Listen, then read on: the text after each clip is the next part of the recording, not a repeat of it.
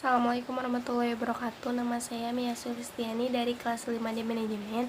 Di sini saya akan membahas secara singkat materi manajemen operasional mengenai pengendalian kualitas. Pengendalian kualitas atau biasa yang disebut dengan Total Quality Control atau TQC merupakan suatu sistem pemeriksaan, analisa, dan tindakan yang diperlukan dalam proses produksi, sehingga dengan jalan pemeriksaan yang diteliti dari bahan baku, bahan dalam proses maupun produk jadi, suatu analisa dapat dilakukan untuk menetapkan tindakan pengendalian apa yang harus diambil dalam proses produksi untuk mencapai dan memelihara kualitas produk sesuai standar yang ditetapkan sebelumnya.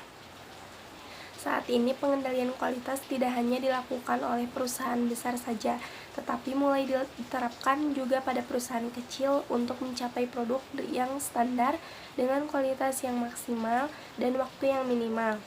Mutu atau kualitas dalam suatu industri merupakan hal yang sangat penting untuk diperhatikan oleh suatu perusahaan, di mana produk berkualitas dan diolah secara efisien oleh perusahaan merupakan salah satu cara untuk memenangkan persaingan.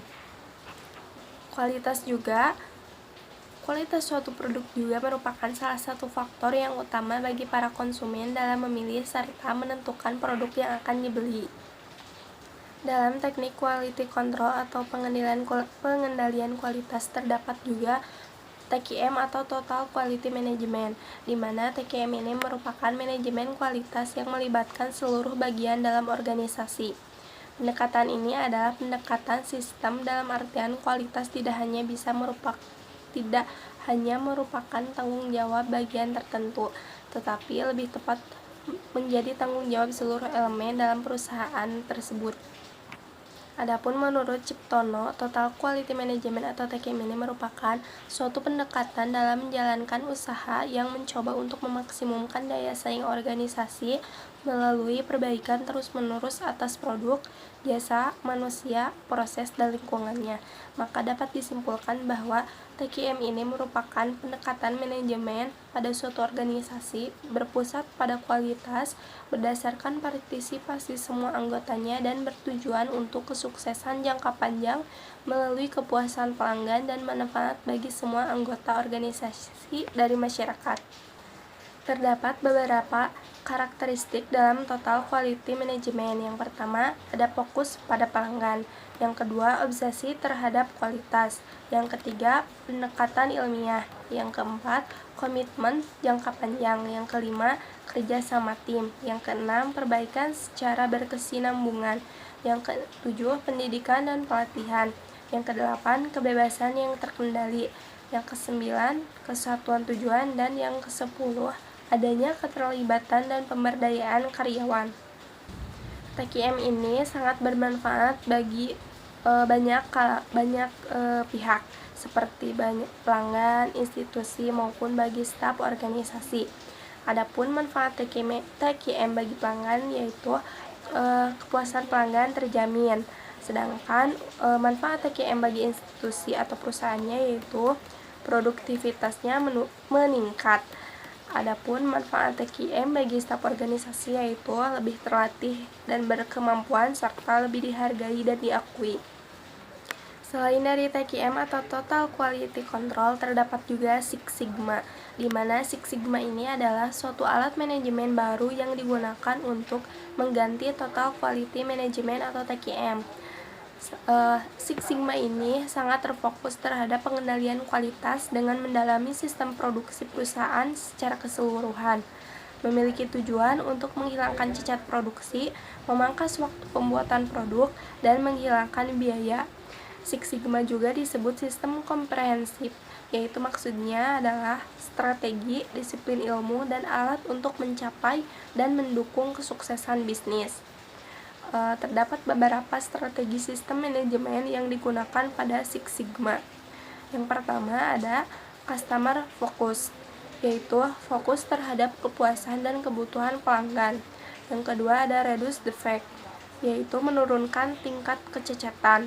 Yang ketiga center around target, berkisar di sekitar pusat target. Yang keempat reduce variation, yaitu menurunkan variasi. Metode Six Sigma ini berfokus pada kualitas. Metode ini juga merupakan implementasi yang ketat, fokus, dan sangat efektif dalam penerapan prinsip dan teknik kualitas yang telah terbukti.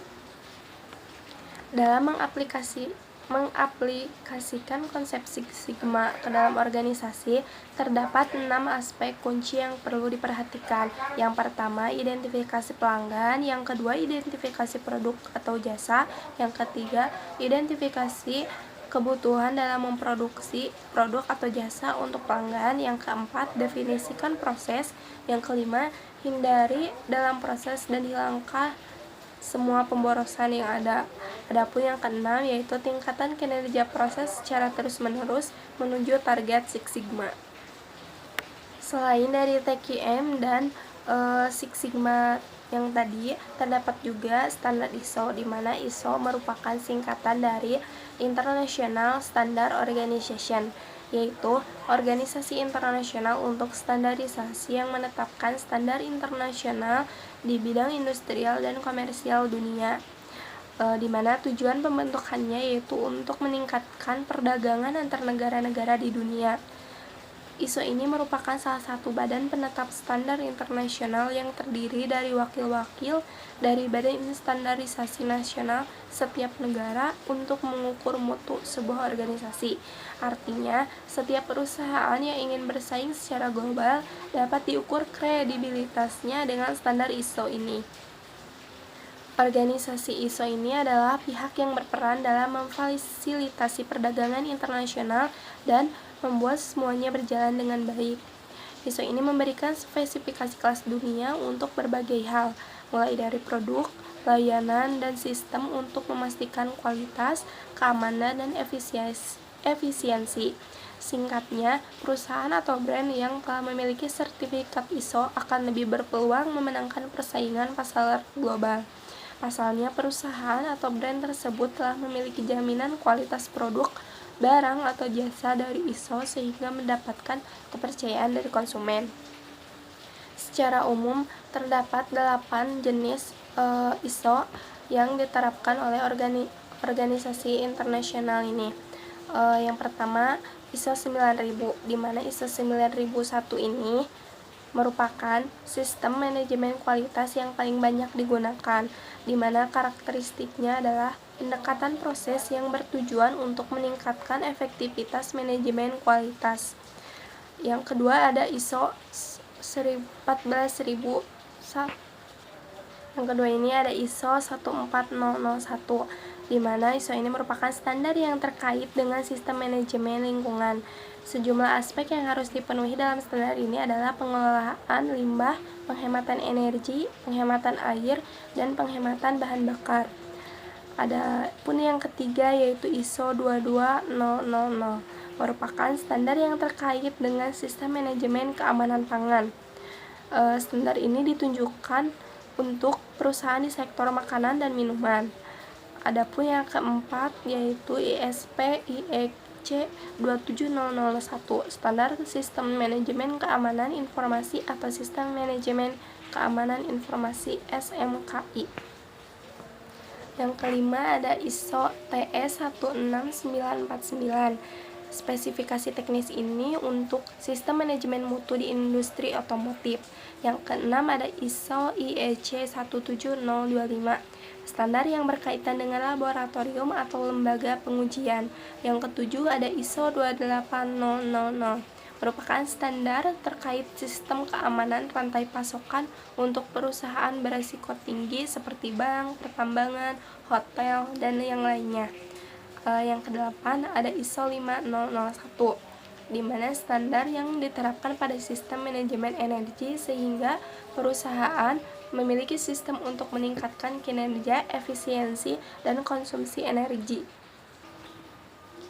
Adapun manfaat dari ISO ini yaitu yang pertama, meningkatkan kredibilitas perusahaan.